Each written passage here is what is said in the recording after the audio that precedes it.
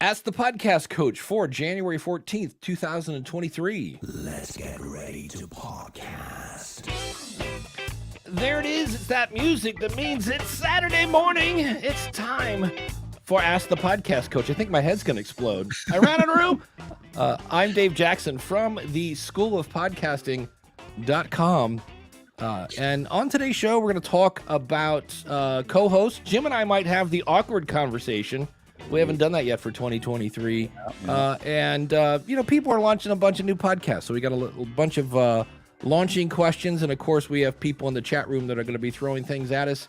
And to help me walk through all that fun stuff is the one and only Jim Cullison from theaverageguy.tv. Jim, how's it going, buddy? Greetings, Dave. Happy Saturday morning to you. You've known the last couple weekends up here, I have a fireplace going, a winterscape. I'm looking forward to some beachy, better atmosphere. So we got the beach going. I've moved the studio to a beach location, and we're excited to be here. But hopefully the weather is good and all is well where you're located. I'm in the middle of a winter advisory, which is so funny because I live in Ohio. It gets cold in January. And today it is 26 outside, and they're like, "Oh, it's gonna get cold." And I was like, "Yeah, it's January in Ohio, kids. Like, let's not go too crazy." It just didn't happen. This is not the first time this winter has happened. Exactly. But a good way to warm up. Yeah, a little bit of coffee. A little bit of coffee. Yeah. Absolutely. Let's see if I can get this going here. And I'm gonna do this. I'm going to get a little kaleidoscope going here because I'm going to share my screen today. We're going to do something different. What? Different? Yeah, different. I know. I like it. I can share a Chrome tab. Oh, see, this is even better, I think. Yes, I can share. Oh, look at this. I'm still getting kind of a kaleidoscope thing, at least for me. But that is the website, podcastbranding.co. And I've always asked Mark, I'm like, hey, can you, send us some artwork. And so if you're watching the video version of this, we're at podcastbranding.co. I went over and clicked on, I believe, podcast art, and there's this carousel that happens at the bottom, and you can see all of Mark's awesome work. Now, why is it awesome? Because number one, Mark is an award-winning graphic artist, and number two, he is a podcaster. So he understands podcasting, and he's going to sit down with you one-on-one, understand what the vibe of your show is. He's all about branding. So if you need artwork, if you need a website, if you need some sort of lead magnet, he wants to make sure that everything is in alignment so that it just flows and everybody goes, oh yeah, I get this show. And so the website again, podcastbranding.co, is where you can go over, and if there's anything that you want to look better, Mark can definitely help you with that. And check it out, podcastbranding.co.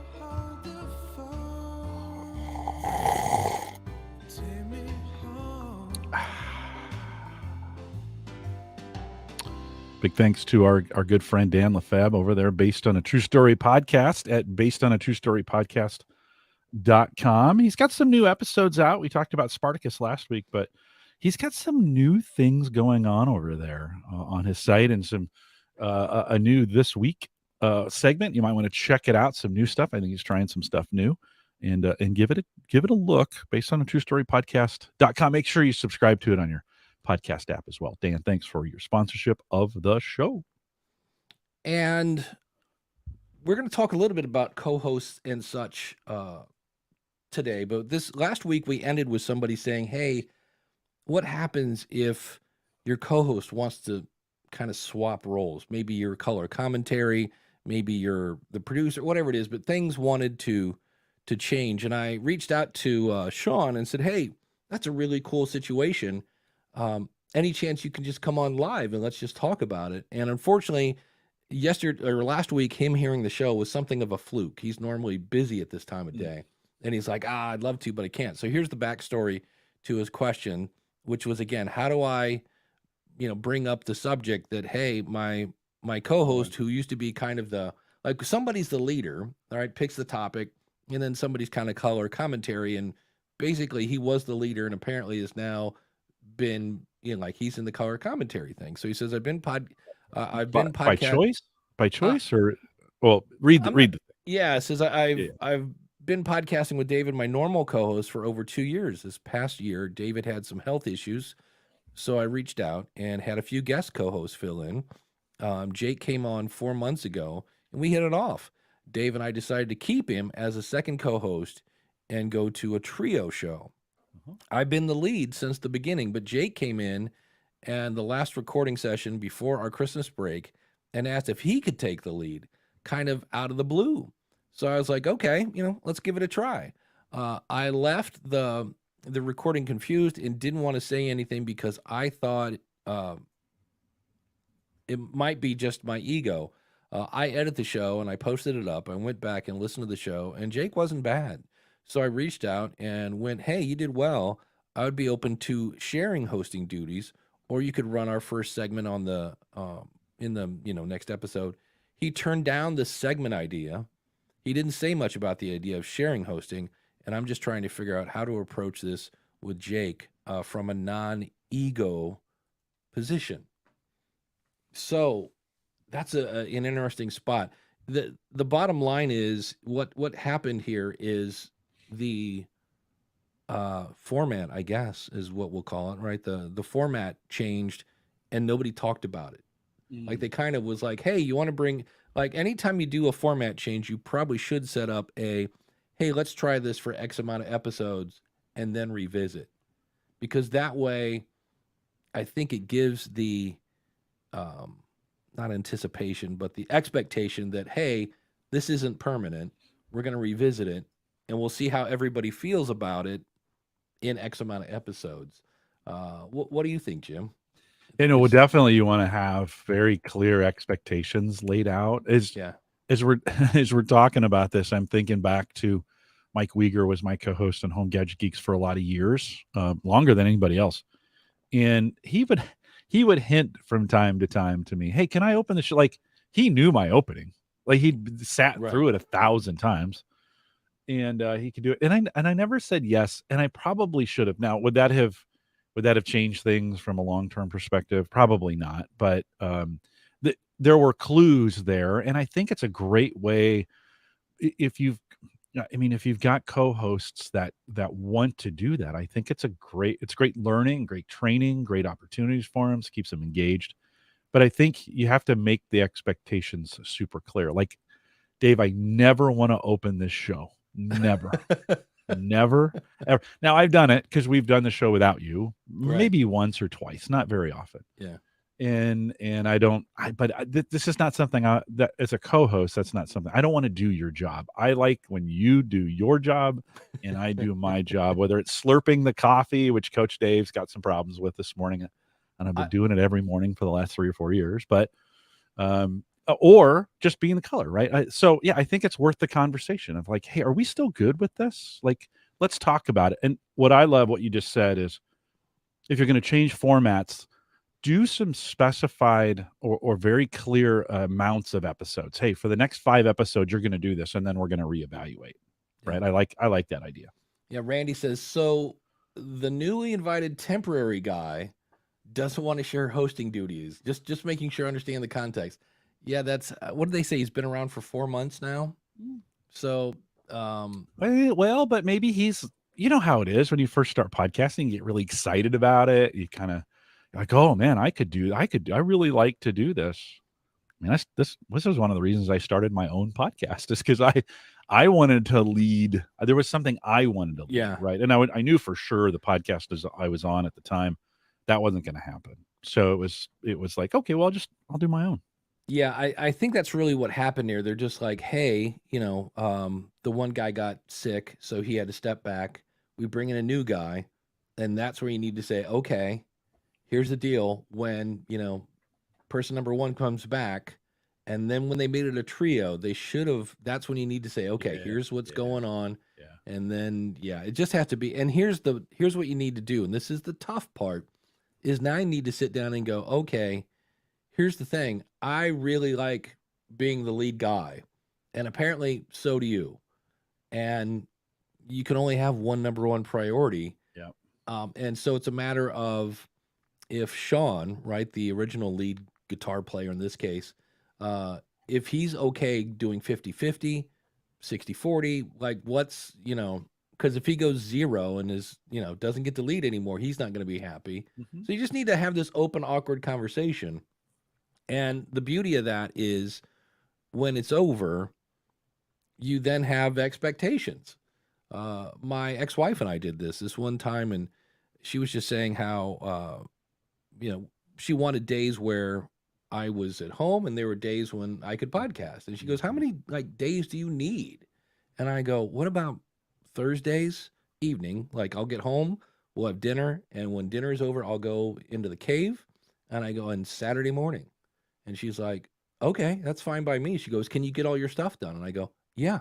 So it was awkward and this weird thing, and we got done, and we're like, okay. And so on Wednesday, I knew, put your phone down and spend time with your family, you idiot. And but it's that awkward conversation that you got to have. So speaking of I don't have any awkward conversation music, but we need to have the awkward conversation. We do, don't we? Just to make sure that, and Randy, you know what? Before we do the awkward conversation, let's bring Randy. Well, or maybe we do an awkward conversation with Randy.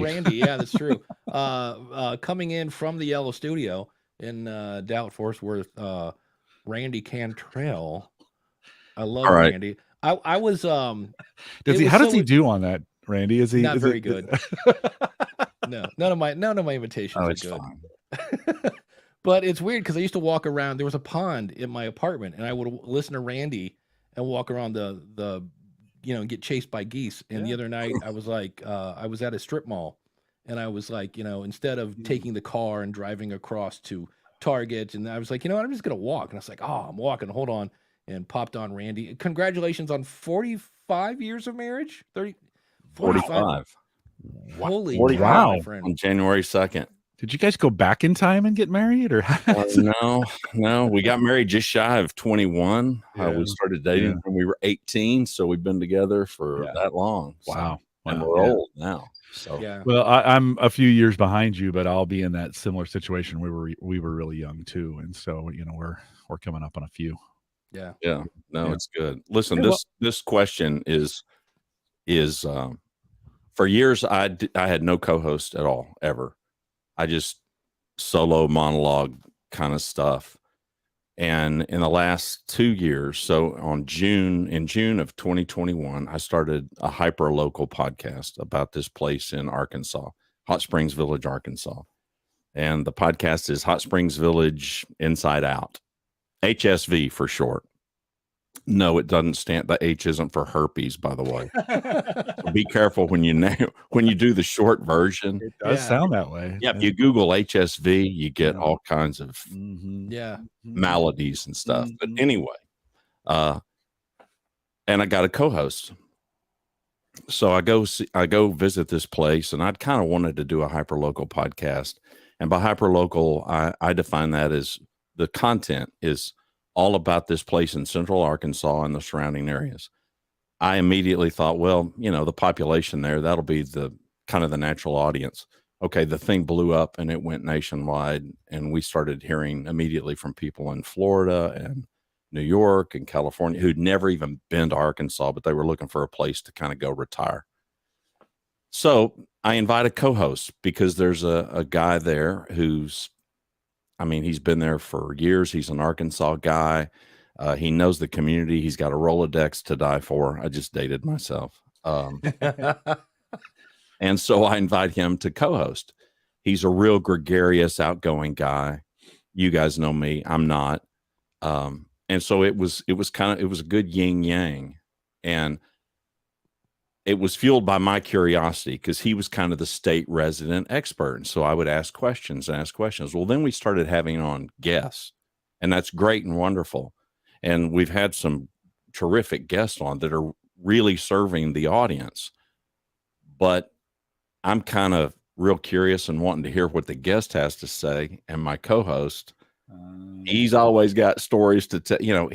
He's right there sharing the limelight with the guest. And this is a conversation I've had with him, so I don't mind being completely transparent and public about it. Drove me out of my mind. Yeah. And I'm like, this isn't what I want. This isn't what I had in mind. So what I did as the owner of the podcast, the beginner of and I own it, lock, stock, and smoke and barrel. But I had the very first conversation I had with him was similar to the conversation you guys had, and just kind of working out the ground rules. And I said, listen, I don't plan on monetizing this, but if we ever make $1, we're just going to go even Steven 50-50. And I'm not putting it in writing, and we're not going to do a legal document. We're not going to, but this is the understanding. And that's what we've done. And we have monetized it, by the way. I ended up backing out. I ended up just kind of removing myself. I was last on the show back in July, and I just reappeared this past week for like one episode. Did he take over, Randy? Did he take over the hosting duties and you produce, or what? Yeah, what does back out mean? I do all the back. I do everything except show up and record. And it just drove me so crazy, and it still does, because I want the guests to shine, and the audience doesn't seem to care. And so I'm sitting here and I'm like, I'm just not going to be that stubborn about this. Yeah. Even though it's not quite the way I would do it. He's there. He knows these people. He lives in this place full time. I don't. I'm in Dallas, Fort Worth. I get over there as often as I can. And so I just acquiesced because I felt like that was the best thing to do for the show, even though it's not quite what it's not how I would engineer it, but it's fine. And so I decided recently that what I'm going to do is I'm going to invite people on that I really want to hear from without him in the room, without him interfering, without him horning in and telling his stories. Right. Because I told him, I said, listen, if you want to tell your stories, it's fine. Let's just do it when it's just us and we don't have this third person on the screen and try to overshadow them. So we had many, what Dave said, awkward conversations, which for me aren't. I mean, they're just necessary. Right. And we were just forthright and we were candid, and, we still love each other, and it's all good. But that was our solution. He's such an extrovert. He's such a limelight hog. I mean, he's just an attention whore, I mean, but that probably made him good in the beginning, right? Because you have a little more of an introverted personality. He was more extroverted. That was probably a key to the early success, right? No and question. then as you started adding guests, the guests changed the dynamic. Did you consider, Randy, at any point maybe having a show where it was just the two of you, and then on the off show it was just a guest? Like flip flop those, so that he would get some time, and you could have a show where he could. Listen, I considered just about everything. Yeah. But I finally concluded, there's an Einstein quote. I don't know if he said it or not, but I use it very often with coaching clients. I mean, fish don't climb trees. Right. And it just dawned on me, one of us is a fish, one of us is a squirrel. I don't know. Pick one. I don't know which one I am, but I'm one of them, and he's definitely not that. Yeah. And so it just dawned on me, it's not fair for me to try to get him to be what I would want him to be. I just turned him loose. I just absolutely turned him loose. I backed out. We didn't get into it. There was no spat. It was all fine. Do all of those conversations go exactly the way they would go if it were me conducting those? No, not at all. Because I'm going to ask questions and just keep the conversation moving forward. It's just not his style. It's not the way he rolls. So the solution was, let him be him. I can talk to some people that I want to talk to. My fear is I don't want the guests where I'm not involved to read any signal about that. So the main reason I clicked join was to ask you guys for your input on that. So he's got guests. Now, if I start having guests, and I'm not planning on matching him, by the way, 1 for 1, but now I've got head trash that I'm nervous that, okay, if somebody's on the show and he's the host and I'm not, do they think, well, okay, so Randy's too good to talk to me, right? Yeah. Oh. Huh. That's a good question. Because I know on Pod News whatever they're calling it now, weekly review, I think it is. Sometimes the one co-host will talk to somebody, and other times the other co-host will talk to somebody. And I always just felt it was probably due to scheduling, because it's hard to get three people together, especially if somebody's on the West Coast and somebody's on the East Coast and the other person's in Australia. It's like, oh, this is a nightmare. And usually what they do, Well, that's a good out. yeah, I can use that. yeah.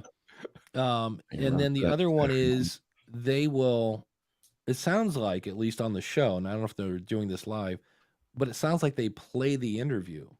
So they'll be like, hey, Sam, you talked to so-and-so from such and such about their new product. And Sam will be like, I did. And then you'll hear the interview. And at the end, they both then talk about the interview that Sam did. So that's their format. They'll be like, I really like the fact that they're doing this and that. Yeah, it was really good. It'll be fun to see what they do in the future. So they kind of do a little Jerry Springer, let's wrap up the interview. What did you learn from that kind of thing? It's a good idea. It's just more work than I want to do. Yeah, it is a lot of work. Yeah, because you're doing the interview and then you're recording commentary to the interview. A couple guys I listen to do that same thing. And actually, Randy, I think it works out really, really well. I know it's extra work, but it gives you a chance to have a single interview where you control that interview and then still let the guest or let the host, your additional host, come in and make some comments about it, right? They front load that interview so that the back end, if people just want to hear the interview, they can drop off, as soon as the interview is over. So again, that's double work, right? You're recording the conversation, the interview, then you're recording commentary to the interview. I find it an effective format, but again, that's where are you guys at? I mean, from DR was asking in the question, are you still splitting the money? Is that working? Are you? Relationship. Yeah, there's no problem with that. Well, listen, the sponsorship started not because we asked, but right. So we had not launched this thing all that. I don't know how many shows we were into it, and real estate people were getting phone calls. I mean, the show was selling houses. There were people that were cashing out of their house in Florida or California or New York. And they were moving to this place and they were telling their realtors that they heard our show. I have no idea how. Our SEO got pretty good pretty quick. And that fascinated me. I was like, people are coming to visit this place and they've never even visited Arkansas before. Yeah. This place is 5 hours from DFW. So there's a ton of Texans over there. And so the Remax office, which is she is the queen bee over there. She wanted to, sponsor the show. We talked to her and super smart, super smart. So I've only got two sponsors. I've got a media partner because they have a radio station there. We're probably a week away. We're going to be on the radio station that's there on Saturday mornings and Sunday mornings. My co-host has edited and he can play music on that because it's a radio station. And so we're going to have an hour-long HSV Inside Out radio show. Nice. That is just going to promote the podcast. So no, the money and listen, everything is going swimmingly. And I just felt selfish. I felt like, okay, just because it's not my vision, here's what I likened it to. And Dave will appreciate this. I likened it to being in a garage, a band that, you're playing these songs and you've been living with these songs for years. And then you go to Nashville and some record producer tells you, here's his vision of you. Well, y'all been together playing for years. And that's what it felt like for me, even though I've never been in a band, but I can imagine, we've been living with these songs and we've had this vision in our head. And I just didn't want to be closed-minded to the fact that here's a guy that knows everybody. He can open every door. And I'm just not going to throw cold water on that. Yeah. I'm just going to let him be him and I'm going to swallow hard and not worry about it. Yeah. And DR says, so he does know why you backed out. It sounds like you had that conversation. Oh yeah. It was There's absolutely. He knows. Yeah. Okay. Yeah. repeated conversations. Well, the thing going on in your head is real, right? This doubt, for sure. this, right? And I think this is the hardest part about doing this is there's no easy answer. You can't just tell yourself, oh, I need to be good with this. That doesn't work. Like you've got to work through it emotionally, Absolutely. right? And it is your baby that now is being, and I think maybe this is the crux of the issue. And Dave, I'll throw it to you on this one. It's your vision that's now somebody else's vision that's going in a different direction. Yeah, that's rough on anything. When I went to college the first time, I ended up being the editor of the student newsletter. And I took it from where we didn't have an office, we didn't have a computer, to we had an office, we had a computer and a staff. It was a lot of fun. And that was the problem. I was having too much fun being the editor of the student newsletter that my grades went down the drain. And I went, all right, I need to graduate. And so one of the staff members took over. The first thing he did was he changed the name of the newsletter. And I was like, oh, that's my baby. You just, and then it's like, and we're not doing that anymore. I was like, well, I'm not here. Like, it's not a journalism degree, I was like, but I just had to be like, all right. So it's tough to watch somebody else take your creation and just like, yeah, that's, if that was me, it would, okay. So, well, I get that my situation is different than a person who asked you the question, and I'm not sure. I know for sure I would have the conversation, and I know for sure that I would go ahead and express my resentment, because I would. I mean, what person that started as a host and you invite somebody and 4 months in, they've got this expectation that's like, wait a minute, dude. Yeah, but I get that may not be easy for some folks. I'm not corrupted. I don't think it's any easy for anybody. I'm not corrupted. Well, I'm not corrupted with that kind of head trash, Jen. I mean, I'm like, listen, dude, I respect the job that you're doing and you can add something to this, but don't forget you were invited to this party. Yeah. A little respect. Well, that level of ingratitude, I personally wouldn't take it, but that's me. Right. So everybody can do what they want. No, it's I think it's the hardest part whenever you're thinking about adding a second person or you starting this as a team. These dynamics, we saw this in bands before we saw it in podcasts. Like the human and the human part of this, the relational part of it's the hardest part by far. Well, and you're doing the best thing, which is talking out in the open. One of the dumbest things I've ever seen. We had a drummer that was buku talented. And we're playing in a blues band, little swing here and there. And he's throwing in double bass parts like he's in Metallica, right? Completely inappropriate. And, so the bass player's talking to the keyboard player, the singer's talking to me. And so we're all like thinking about, we should probably fire this guy. And I go, why don't we let him know, hey, don't do that. So, we're in the backstage area, better known as the bathroom. And we're like, hey, Larry, enough with the double bass. Like, you're in a blues band. Like, oh, and he's like, oh, okay. Come out. Best gig ever. Awesome. And then the band fired him. And I was like, no, he did that. So if you guys are already talking out front and, that's the fun thing. It's like when you say, hey, can you kind of, if we go back to the Ross on Friends, can we kind of bring down the stories a little bit? And he doesn't. That's where things get awkward. Oh, we talked. We had countless sessions on how we could improve. How can we improve the show? And I was very candid. And I said, well, here was my vision and my curiosity about the place is what fueled it. This is 26,000 acres in central Arkansas. That's like in the middle of the Ouachita National Forest. It's to die for. It's gorgeous. But it is not a municipality. It is a property owners association. Well, as a guy that works with city government, I had all kinds of questions. I'm like, well, I don't even understand the way this place operates. The place is 52 years old. And I had a ton of questions just about all kinds of questions that an outsider would normally have. And so he went from being the resident expert co-host, but at the same time, he was the resident expert. I was the guy asking the questions. And then we started having on guests. And that's where the dynamic changed. And immediately I'm like, if you want to tell stories, I'm all about it. But let's save those when it's just you and me. Yeah. We don't have a guest. and I kept pushing water up that hill, trying to get it to stick.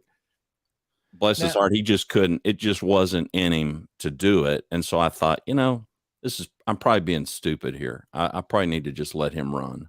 Well, the other thing is, you could always edit out the stories.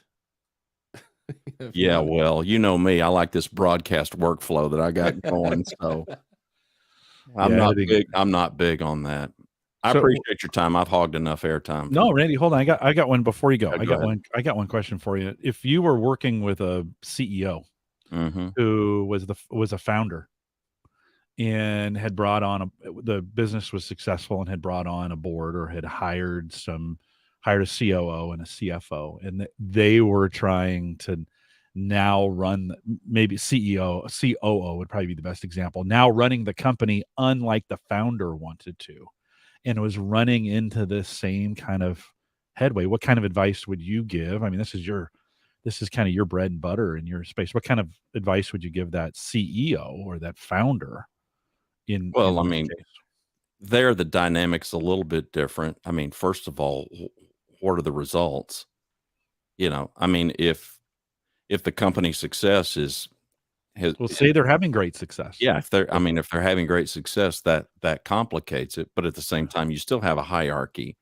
I mean, there still is the respect factor. Yeah. The questioner for Dave, that was what hit me. My co-host and I, there is absolutely zero loss of respect. And I just thought, I'm not going to continue to fuel my resentment. I'm going to just go ahead and unplug my resentment, tell him what I'm doing, tell him why I'm doing it. In your scenario, I can just tell you right now, I wouldn't put up with it. Yeah. I wouldn't put up with some cat that, it's got to be all about him. We've got to figure out a way to make this collaboration work. I respect your skills. I appreciate what you do. You're having outstanding results, and I want to support that. But at the same time, you owe my position, if not me personally, a little greater respect and a bit more grace than you're extending. Yeah. Don't make this all about you, because there's a whole lot more of us in this room that are contributing to this effort. It ain't just you. That'd probably be the conversation I would have if I were sitting in the number one chair. So yeah. No, I just thought I'd spin that a little bit into take advantage of your experience in that. It's different, right? Oh, very. From a podcast to running a company, certainly the odds could be much greater on both sides. But I thought I'd leaning into that experience with you, see how what well, kind of but there you can't. The elephant in the room with all of this still though is, I mean, ownership does matter. This is Dave's show. You know that, you respect that. Yeah. This podcast in Hot Springs Village is my show. Yeah. He knows that. I don't play that card any more than Dave plays that card here. He doesn't have to. I don't have to. And I guess for me, the big takeaway for anybody, because this is relatively new for me, I didn't have a co-host years and years and years and years until 2021. So you both are infinitely more, acclimated to this than me. But I did exactly what I'd heard you guys say over and over again, have the conversation at the get-go, right from the start. I would only add to that, keep reinforcing that conversation. Yeah. I mean, keep reinforcing. It's no different than employees in a team. We go out to the field and we knock it dead and we kill it. Well, we got another game next week. We better keep on preaching the same sermon and keep reinforcing it. I don't think you got to be heavy-handed about it. But the expectations have constantly, I think, have to be managed. Yeah. Because there's so many moving parts that can come in and can contaminate, what's that thing you call the chemistry, of the show.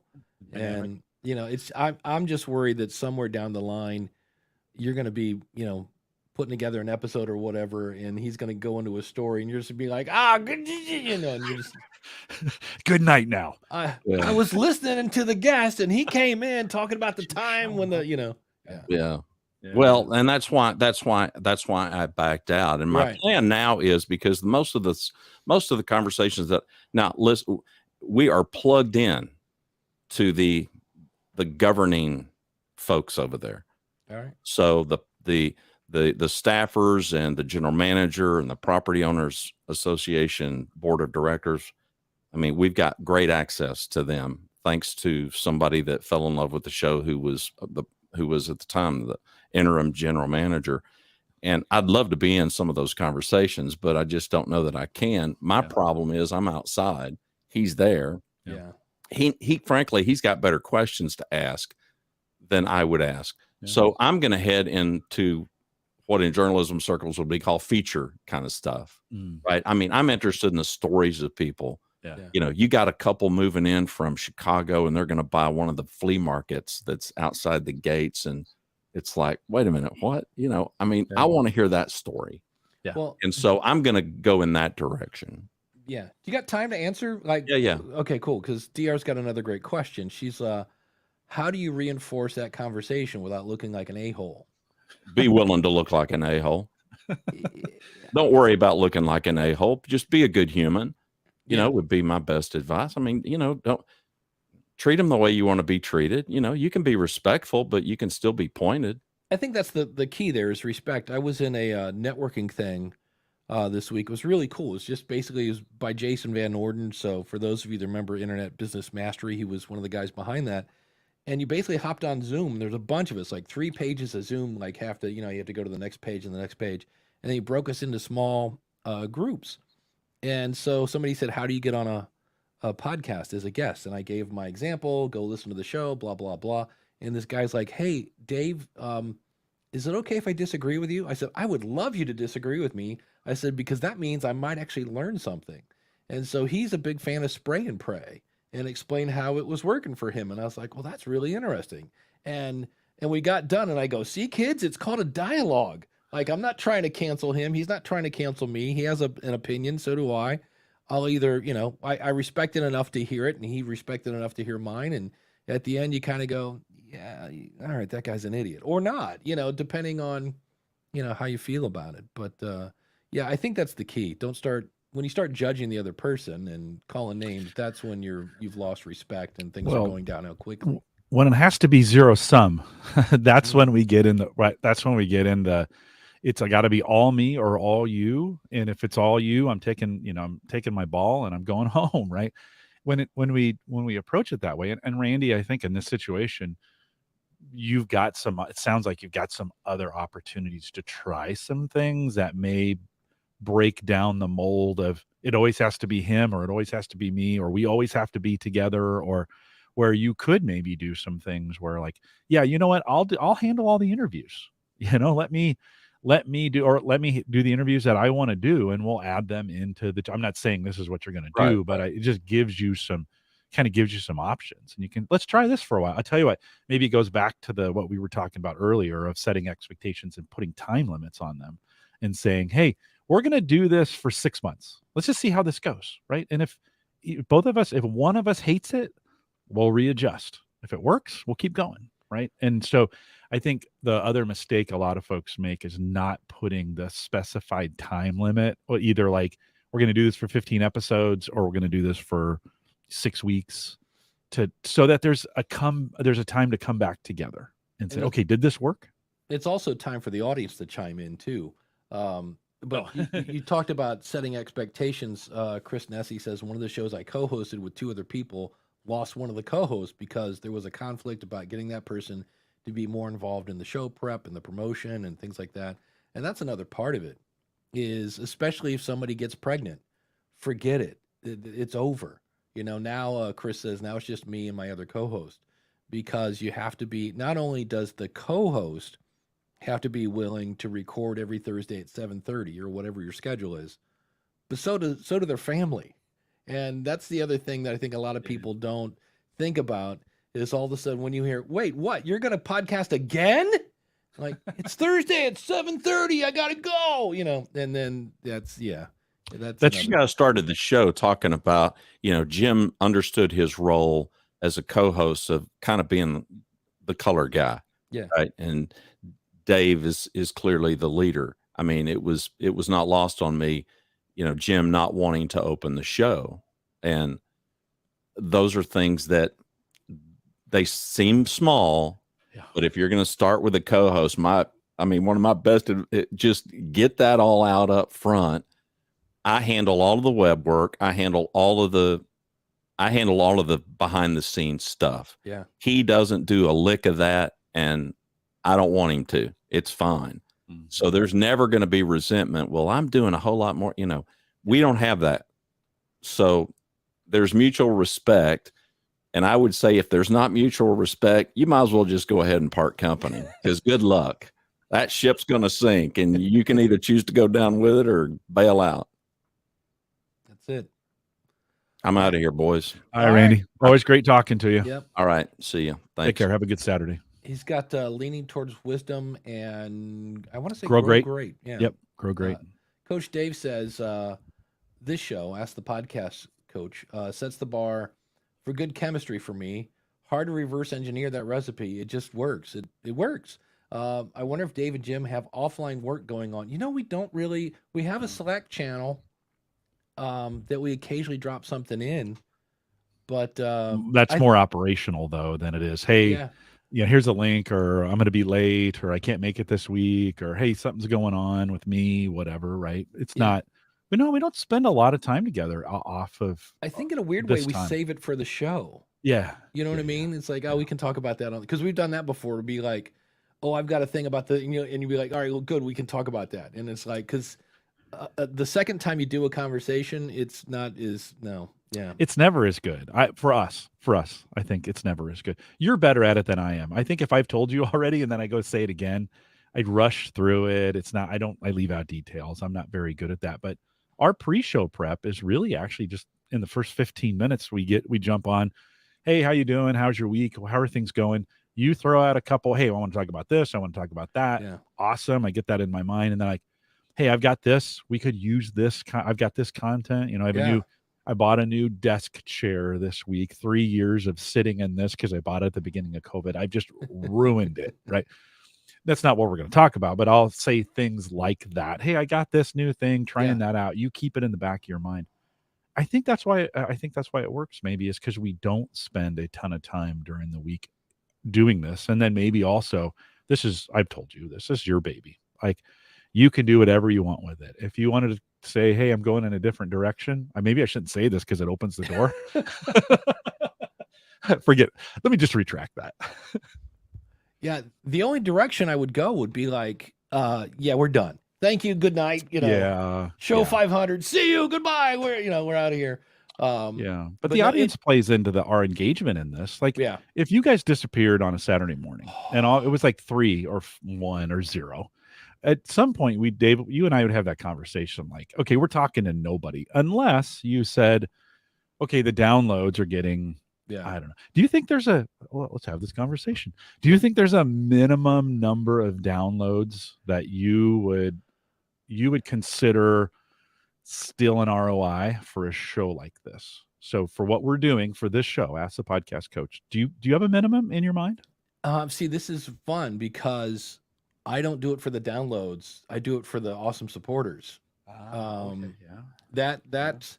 Okay. If that went under a certain number, I'd have to think about that. I'd be like, I want to sleep in on Saturday. I love that because what you're saying is like we could get 50 downloads, but if the support, the financial support was still there for it, why the download numbers don't matter at that point. You're looking for you have a financial goal in mind. So number one, it's fun. I like hanging out with you, so it doesn't have to be a huge amount of number.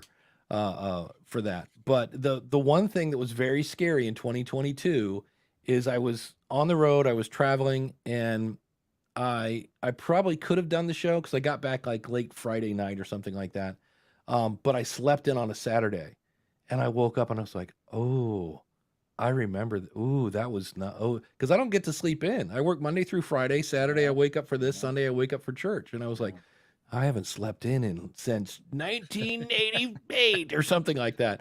But on the other, but then it was like, when I get that email from Patreon, it's like, hey, you have this much support this month. I'm like, well, all right, I'll keep waking up on Saturday.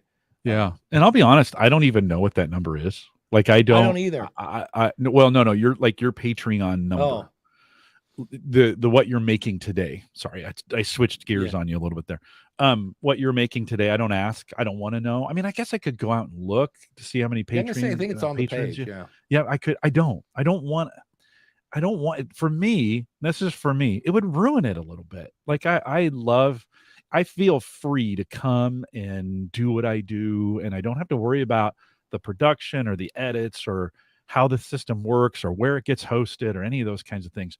You get to hang out with you for 90, well, let's say 100 minutes on the weekend. That's a lot. That's more than almost anybody else on the planet gets with you, that kind of dedicated time, and I like it. So I don't want to know. Well, the other thing I wanted to ask is, because this show is value for value enabled, if we wanted to, we could give you a split of the massive amounts of crypto that are coming. No, you don't want that either. All right. No, the answer's no. I'm glad that you check. And I'm really glad you ask. Right. That, to me, that shows an enormous amount of respect that you're like, hey, and you keep asking. And if I said, you know what, it's probably time, and I think you'd be okay with that because you've offered before, and I've been the one who's been like, nah, don't worry about it. You keep it. Let's improve the program. Let's do what it takes for you. I mean, your full-time gig and my full-time gig are completely different. And I feel more comfortable not getting it right now. Now, if you made $1 million, oh, great. Somebody gosh darn it. Somebody, you stop doing, I shouldn't say stop doing that. Keep doing that. Yeah. Keep doing that for Dave. But I want you to have what you need to be able to continue. And Nuno, thank you for that, that support. I want you to have what you need to be able to do to feel like you can continue to invest in what you're doing, especially around this show. Yeah, it's fun. I enjoy it. And yeah, kind of like Randy, right? If there comes a point where you're like, there's one thing to have, something that's kind of abrasive in a way. You're like, this isn't really the way I wanted. And then there are paper cuts that you're like, you know what? That's really bugging me. I know it's a little thing, but it bugs me a lot. Yeah. And it's hard. I would not want, I'm glad paper cuts heal, because if they didn't, oh my God, I'd be going crazy, So one thing, so the bottom line is, we kind of wrap up this, I knew it was going to be a good subject with co-hosts. We've learned here, check with, when you pick a co-host, check with their family. Not only can they, show up on whatever schedule it is, so figure out what schedule is going to work for everybody, and then put it on the schedule.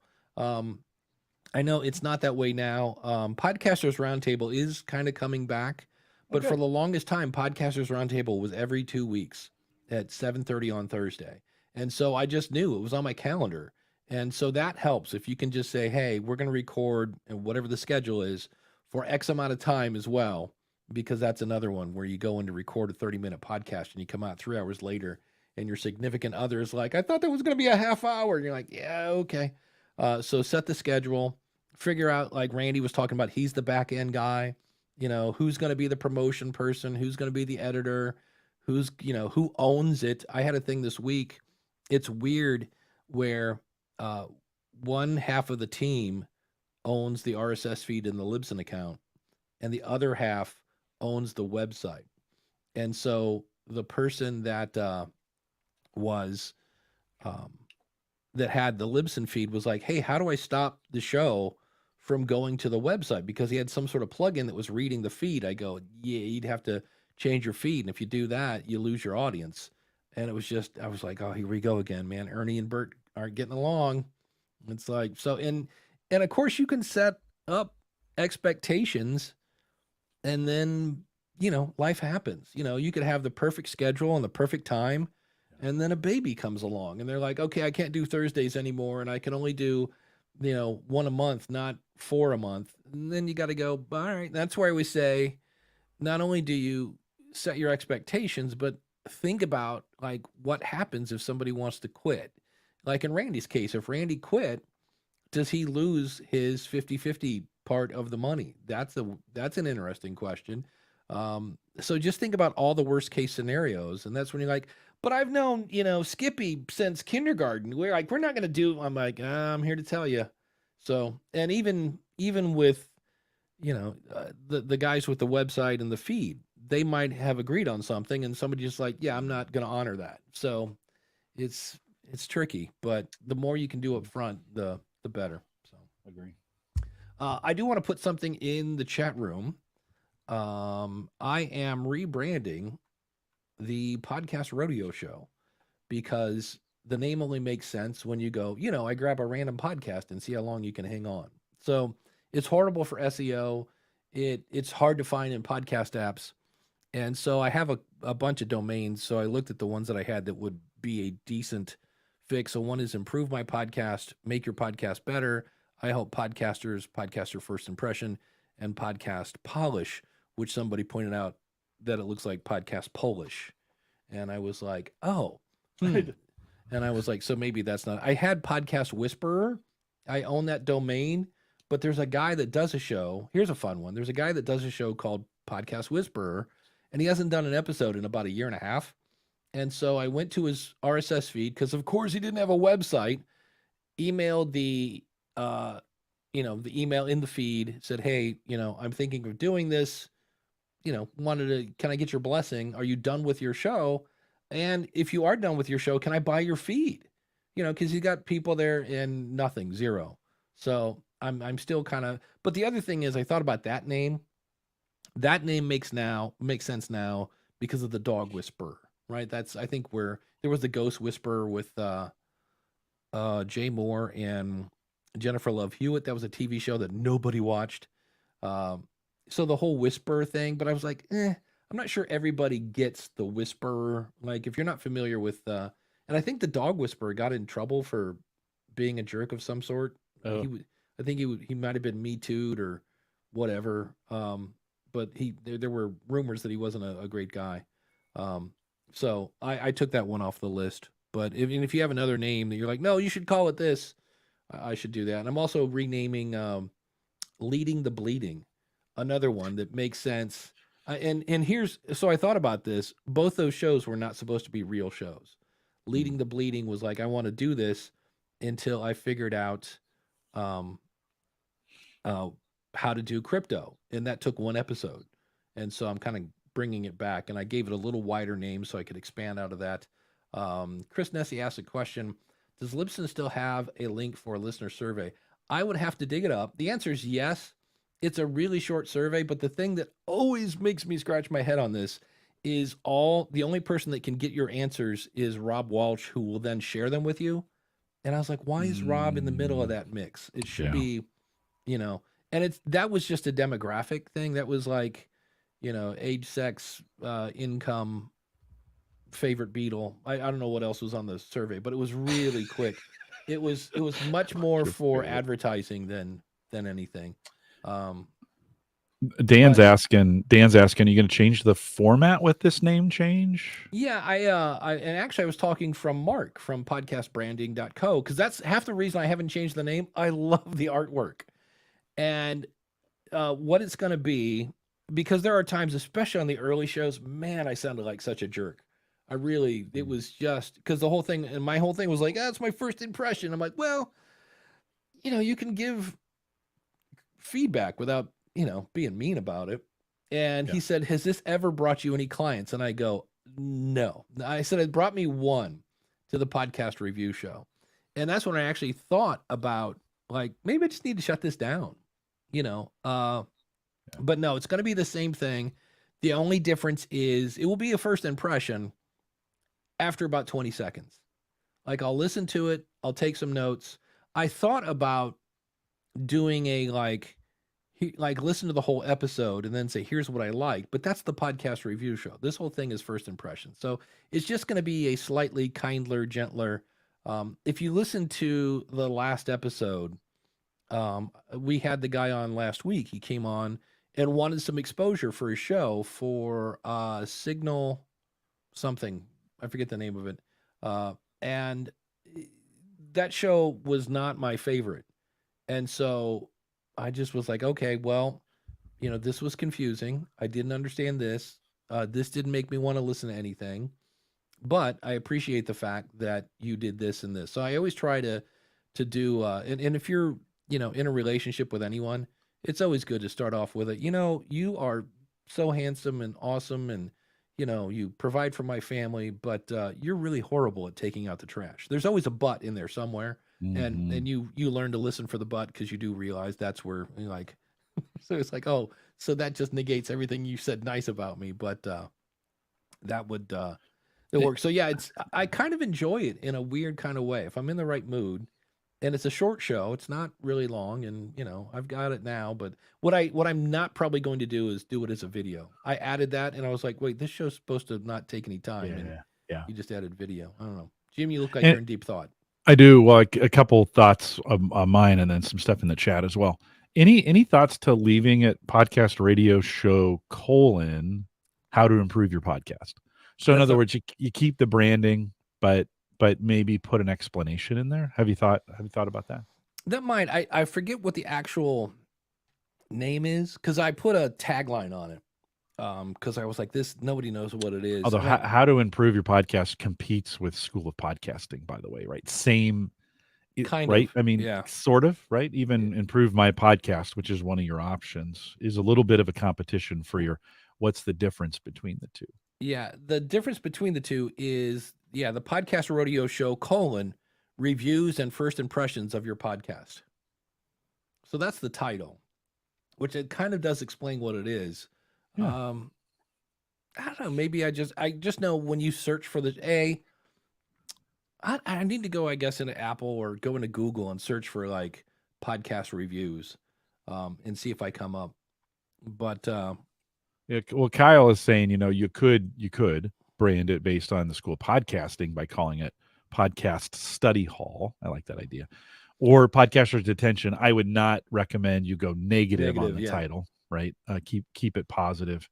Or you could get some element of mentoring in there. You could get, although that doesn't, because you're really just listening and giving some advice.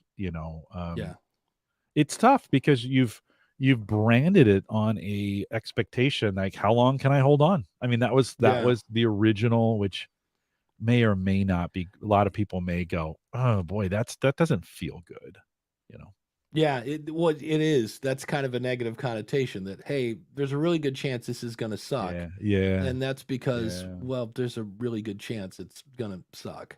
Not as bad as it was. When I started that show, probably, I don't know, 4 years ago, maybe longer, there were a lot of really bad shows. Well, what's the intent? Is the intent to actually help someone? I'm not judging, by the way, I'm not judging your motives in this. So don't take it that way, but it's going to sound like it for just a second. Yeah. Did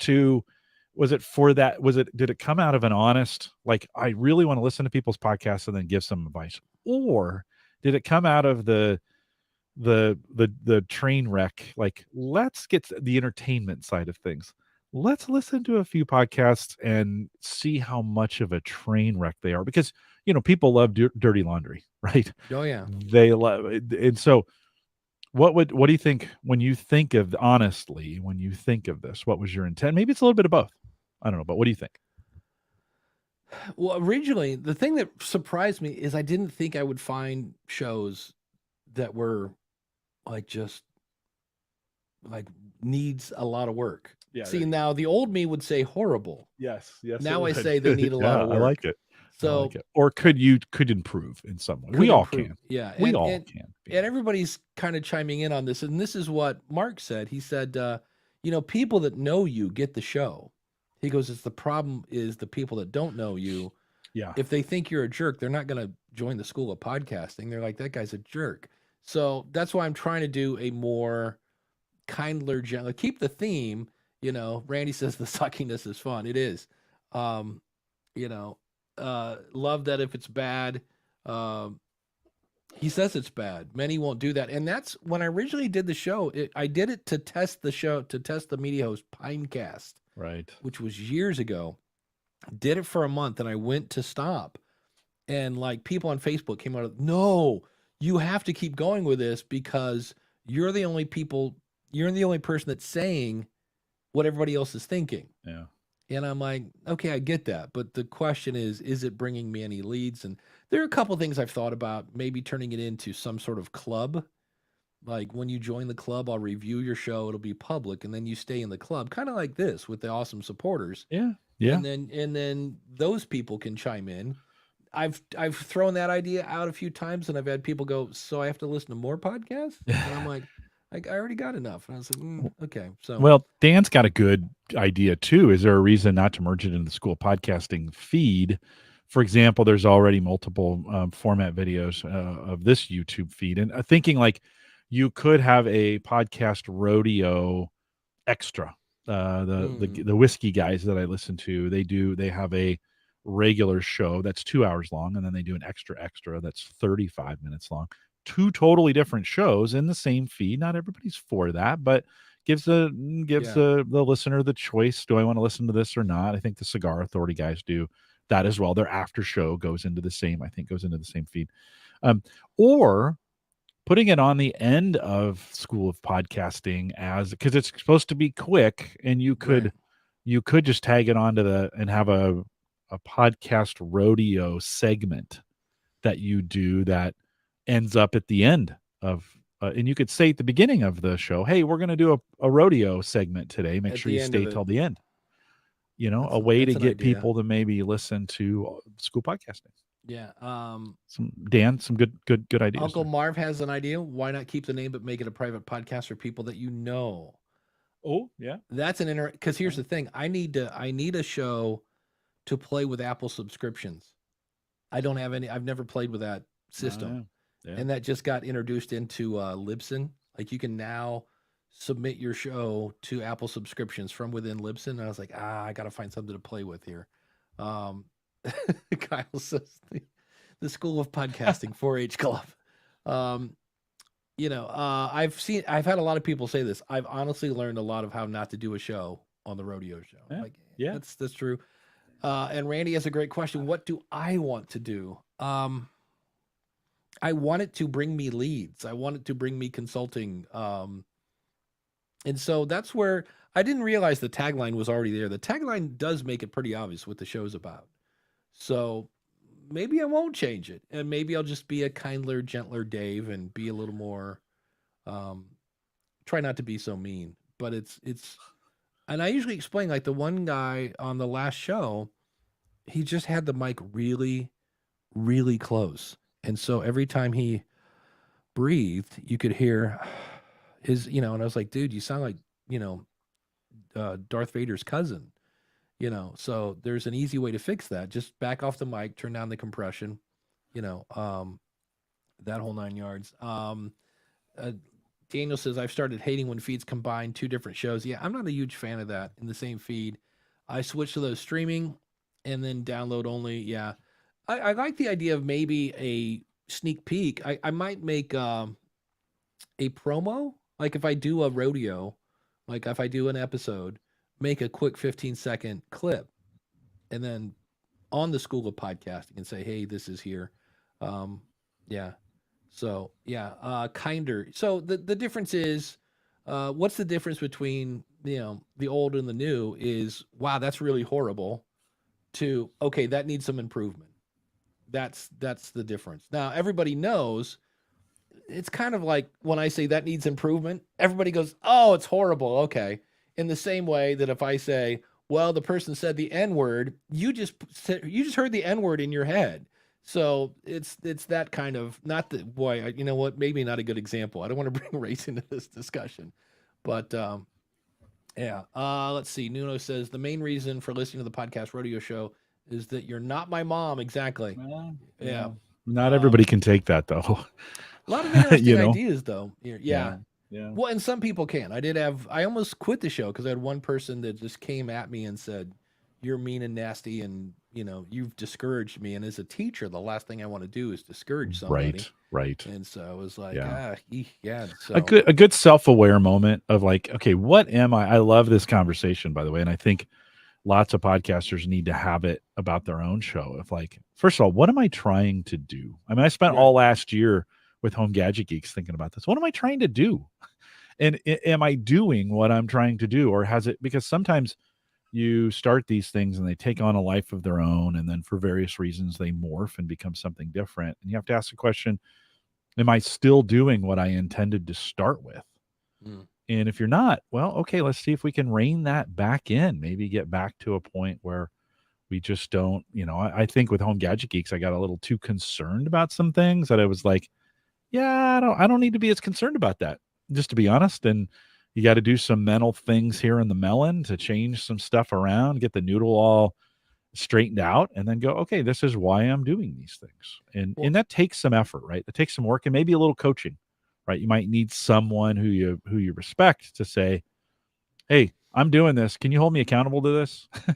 That's what a coach does, right? Well, Nuno says, I've had 2 reviews from Dave and only valid opinions. You just need to know that not everyone is going to think it's fabulous. And that's the key. Randy says, some people need to be discouraged.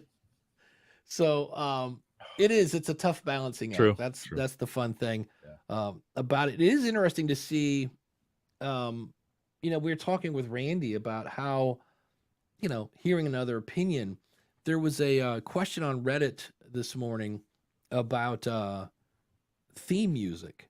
And the guy's like, where do I find theme music? Do I need theme music, etc.?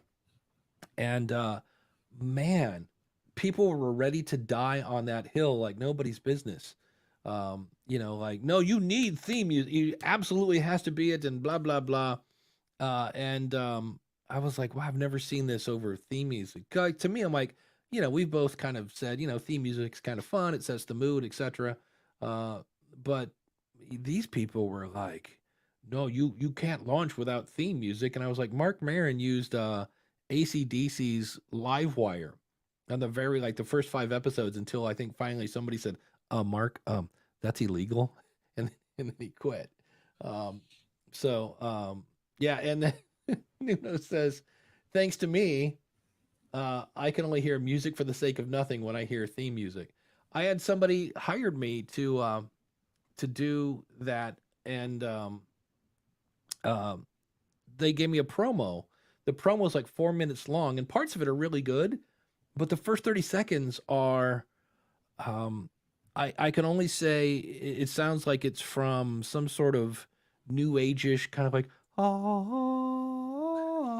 it's 30 seconds. And I'm like, is somebody going to start talking soon? I'm like, this is a promo. And I said, is this from a video? Because it really sounded like they'd had like panning, widescapes of, mountains and stuff. And they're like, no. So, I see where I've somehow become very choppy here. I don't know what's going on. Yeah, not that you need to do anything about it right now. Making you aware of that from behind the scenes. Music is such a lightning rod in the industry of doing it, not doing it. I think for a lot of folks, they grew up listening to talk radio, which always had bumper music, right? And they want to recreate that same kind of radio feel to it. I think a lot of podcasting is based on the way that radio did things in the past, and not all of it, but some of it. And I love this conversation that we're having around, taking your rodeo show and thinking about it in different ways. And I think we still have some genres to invent using this podcast medium that didn't necessarily exist before. The interview format's been done, right? So the solo format has been done.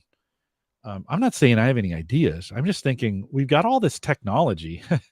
Could we do something different with it? Could we think about other ways to do it that necessarily aren't the same ways we've been doing it all the time?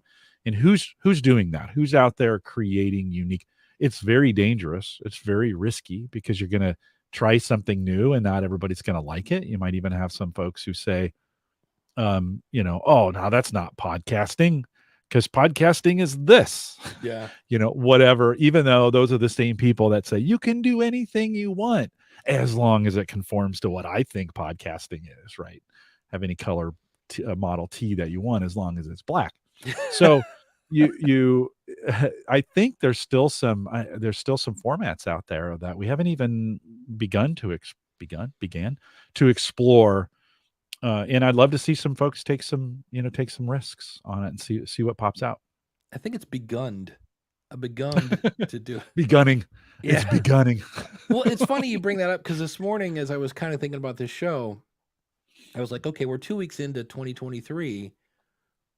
It seems like, at least if you read the papers, it sounds like everybody's kind of in a wait and see. Like we're all worried about this recession that's coming on. So nobody's doing this and things are backing off and people are being laid back. And I'm like, I wonder what to expect in 2023. I will say this.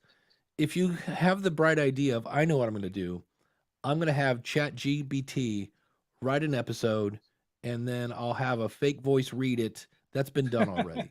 That's been done. So if it's the whole like, and the cool thing about this is that none of it is done by a human. Yeah. First of all, those usually suck. Those don't need work. Those suck. They suck bad. They're awful.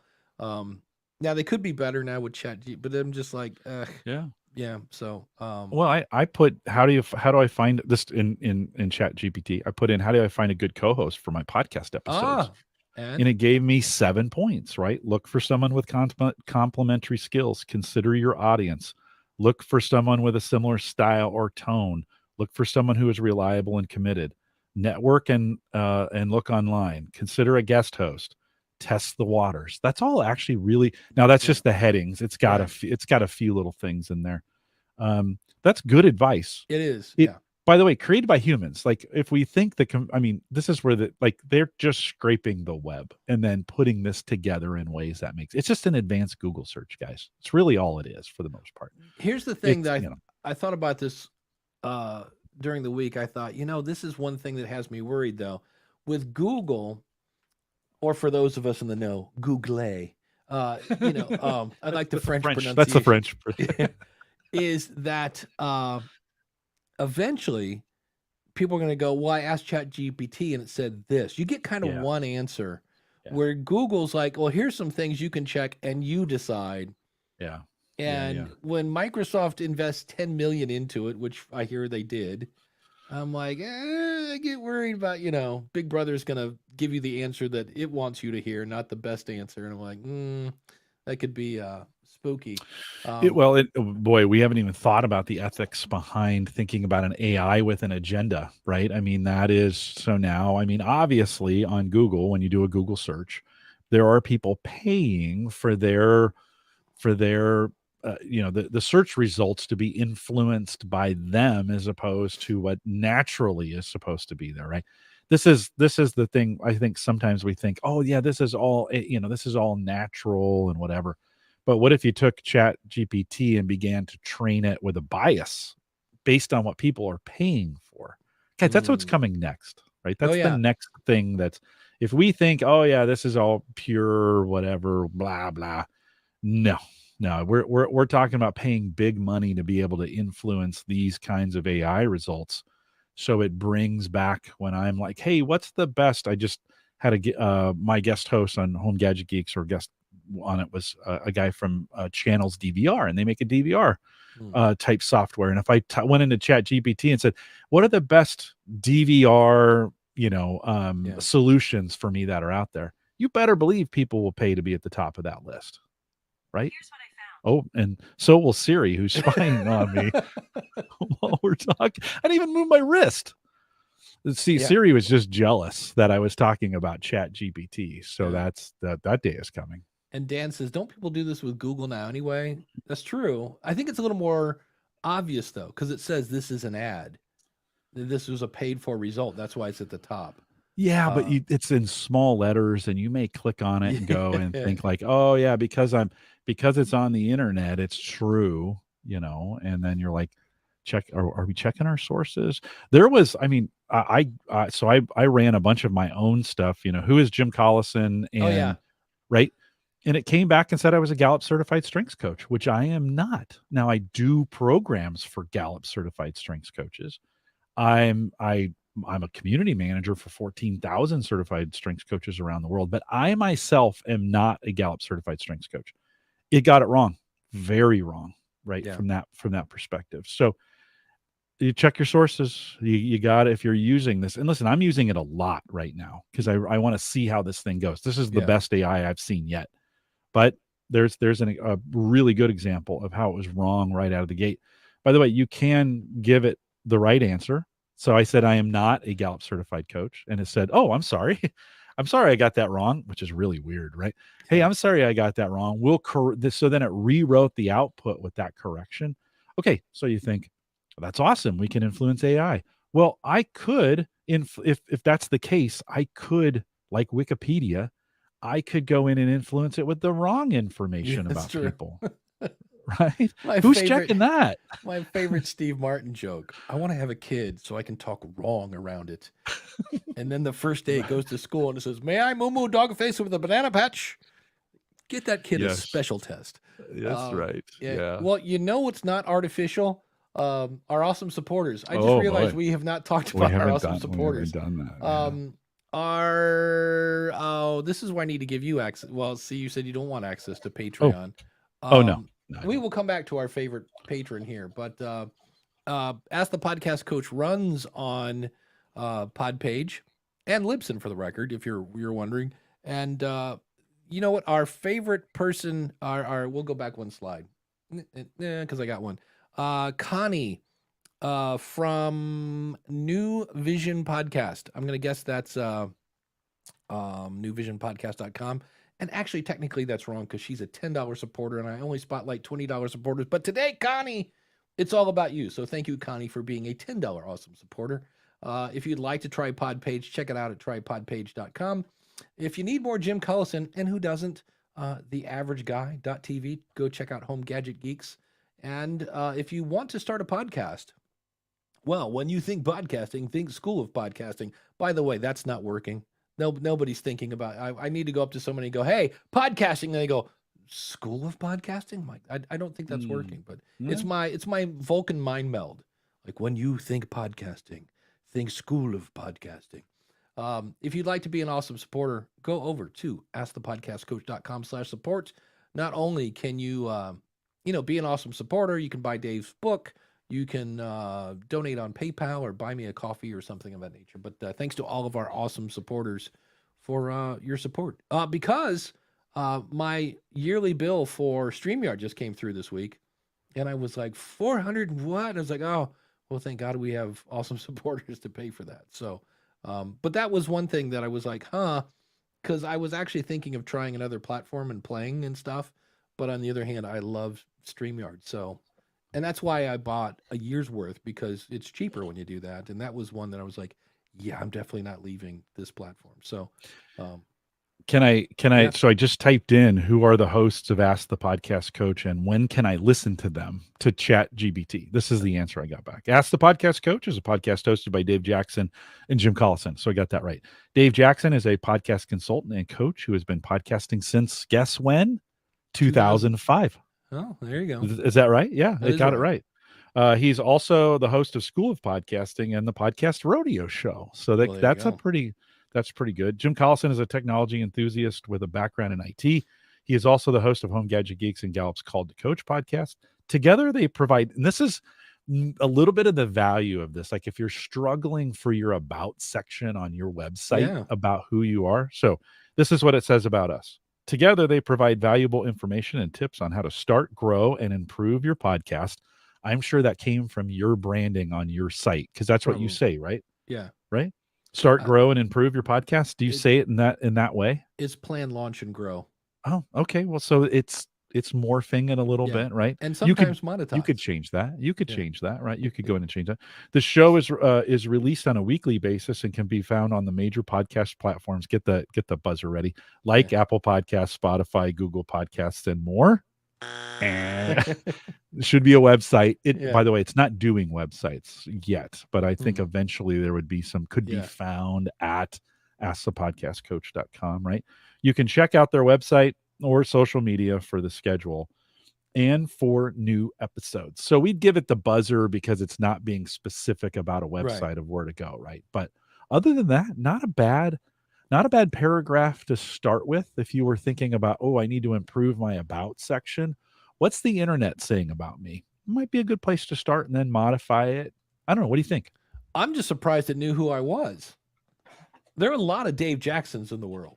You know what I mean? But I guess under the filter of Ask the Podcast Coach. It knows who I am or whatever. Yeah. But, Again, the question was, who are the hosts of Ask the Podcast Coach, and when can I listen to them? You know what? It didn't answer the second question. It didn't say you can listen to them live every Saturday morning, 9:30 Central, 10:30 Eastern at askthepodcastcoach.com/live. Didn't say that. It was a fine helping of word salad, though. You know, it was Yeah. it was good. It wasn't bad. I think if you're stuck, if you're stuck coming up in your own about section, it got me thinking as I was going through seeing what it knew about me. I think it gave me some ideas like, oh, maybe I should grab some of this and change my own about, because it is a good summary of what the internet thinks I am, right? Ooh, see, that's interesting, because one of the things I'm always, I don't know how you do, like, how do you check your brand? You know what I mean? Like what are people saying about the School of Podcasting? No, right on. Because I know in the early days, again, I had somebody who would tell me the truth. So in this case, that was Paul Culligan. And we're talking one time, he goes, Dave, you want to know what people are saying about the School of Podcasting? I'm like, do I?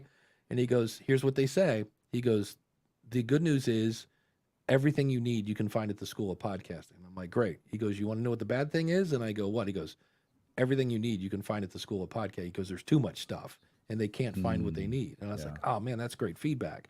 And so I've since, I should, if I wanted to, have one, like when you sign up, here is how you podcast. Like step one, and instead I've always had 3 tracks. Like I have no budget, I have some budget, and budget is not an issue. And then I just give you the stuff and you have to decide. But I do have a roadmap. I'm like, hey, if this is you, do this. If this is you, do that. So I still kind of don't, you know, I've found what I think is a happy medium. But I think it'd be interesting if you could use that to, like, I don't know, find out what are people saying about me behind closed doors. So I went low. Well, a summary, an internet summary is kind of what it is. Right? Yeah. It's creepy because when I said, I asked for some stuff about me, like I said, and I said, hey, I'm not. So I said, Jim Collison's not a Gallup certified strengths coach. And here's how it responded. I apologize for the confusion. It seems I have provided you with incorrect information. Then it rewrote it and corrected it. And at the very end, it said, at the end, I said, oh, that's correct now. And it says, I'm glad the information is now accurate. And then it rewrote it again. That's crazy. Well, the other thing is, Adam Curry was talking about this, that you know how it types it out like word by word. So it looks like somebody, he goes, that's total horse pucky. He goes, they could just pop it on the screen. He goes, but it makes it look more human and blah, blah, blah. Yeah. So, it makes it look more like a chat, right? That's what it is, chat GPT. So like it's trying to mimic this chat concept.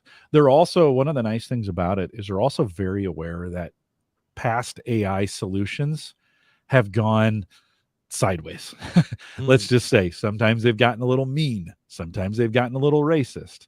Sometimes they've gotten a little sexist, right? Because the internet's that way, right? All those things exist out there on the internet. They've got to solve for that. They have to figure out a way to set all those ethics in there. Make it a kind person. Don't make them a racist. Don't make them a sexist. Don't make them mean. They're really, really aware of that with this solution. And we may be making some good progress in that area. I haven't seen any of that in the work. I've probably done hundreds of searches now as I've been working through this. It's really good for what I do, Dave, for Clifton Strengths and strengths development. It is really good at that. Like say, hey, I am thinking about doing this kind of job and I have these kinds of skills and these kinds of strengths. And it will do some amazing writing that's coach like in there. And so it's that's an area they've tuned it really, really well. So it's kind of impressive. You're like, oh, that's kind of interesting. Now, again, it's a summary of what people have said on the web. Right. So, but imagine if you read everything that was on the web about a particular topic and then could filter it in a way that was helpful. Well, that actually, you might get some stuff out of there that's helpful. Yeah. It's going to be, I thought about this the other day. I'm like, I need to write down, I don't write in it a lot, but I have a journal. The website's Penzu, PENZU.com. And I thought I should make a journal entry like, hey, I just discovered chat AG, because I know in 10 years, you're like, oh, remember that? Oh my God. Yeah. It's so. Also, I just realized we have the sound effect. Woo! Thanks to Coach Dave for the what is that is the correct terminology a super chat? Super chat, I think, is what that Super chat. is. So thank you, kind sir.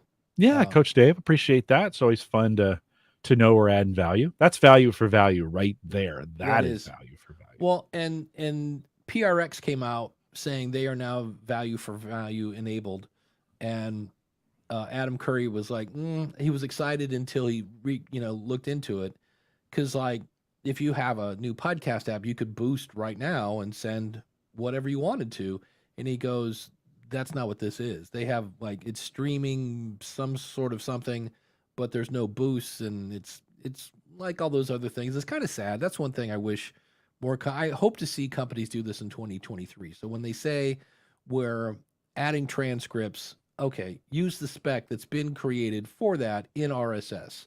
When they say I'm doing this, use the spec that's been created. Like, Spotify came out, oh, we have chapters now. You just have to format your show notes like this. Why not use the spec that's already in the RSS thing? No, we're going to do our own thing. And I'm like, So, anyway, so is that a question? Question. Do you archive your lives somewhere? Yeah, askthepodcastcoach.com has all of our stuff.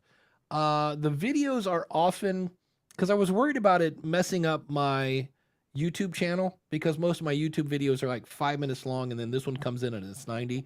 So most of them are, is it private? Unlisted. So they're still there. They're on the episode page on Ask the Podcast Coach. So if you want to watch the video, but most of this you can listen and get the gist of it, and you don't have to worry about actually having to watch it. So let me take one last pass here on the starred one. Oh, Tim O'Brien. Good morning, folks. He says, I owe you because of my podcast story, but he doesn't owe me a T-shirt or a coffee mug. I got that this week. So Tim, thank you so much. And I'm drawing a blank. Find a podcast about. He does podcasts where he goes out. So if you want to find a podcast about, dog sled racing or whatever, he could do that. You know what this is, Jim? It's the lightning round. Oh, good. I like it. Let's do it. Here we go. I'm considering blending a Rebel Studio. Yeah, asynchronous interviews with our monthly lives, pushing those down the same feed. Anyone ever blend a format in the same feed like that? People have. Try it and see. Try it and you'll get some feedback on it. Yeah, that's one where I'm like, if it's the same topic, we'll skip that one. Kyle had a suggestion. Maybe I should rebrand the podcast Rodeo show. Yep. Podcast study hall. We did do that one. Okay, good. I talked about that one. Yeah. We hit them all. So awesome. All right. Well, Jim, what's coming up on how do I turn off that thing? Hide current comments over there on the like that. Oh, there we go. Yeah, there we go. Thank you, Kyle. Yeah, in the chat, there's a hide current comments for it. And what's you coming ready for? Up what's coming up on Home Gadget Geeks? John Maddox from Channels. He's the CEO and founder of Channels. It's a DVR solution if you want to record TV over the air, streaming, some of those kinds of things. Joins me. He's just a good friend of the show. Comes on at the end of the show. We talk a little bit about VR. I got a new VR headset, and so I've been trying to think, how is this going to fit into the podcasting world? And so I've been doing some testing with that as well. And so it'll be released a little bit later today. HomeGadgetGeeks.com. VR I've only tried once, and I said this is probably going to make me sick. And it did. And that was my experiment. Yeah. It was some skateboard thing I was riding, and it was like, I have to take Dramamine to get on planes and stuff. And I was like, I'd love to get it just for the exercise stuff. I've seen Dave, he mentions at the end of the show a different set of glasses that you can use, that you can put, not Google glasses. This is kind of a new run at VR. And so we talk about that right at the end of the show, that you might find that interesting, because he wasn't a fan of VR either. And he's like, but I would use these glasses. So you can check it out, HomeGadgetGeeks.com. Nice. On the School of Podcasting, I'm going to be sharing a story, how I almost spent $1,500. And I asked myself a couple quick questions and went, oh yeah, let's not do that. So I'll be expanding on that. And I think I'm going to add, if I have enough time, I'm going to revisit the topic of Anchor and why I still don't like it. But it's not for the old reasons, but it's for new reasons. Because It's not what I thought you were going to say. I thought you were going to be like, and now I'm 100% on board. No, but I don't hate them as much. But I have acknowledged that half the reason I dislike them is for things in the past that they don't do anymore, and that's not fair. So, thanks to everyone in the chat room for hanging up, and be sure to like and subscribe and smash the bell and all that other stuff. And we will see you, right now. Do it quickly because we're going to end. We'll see you next week.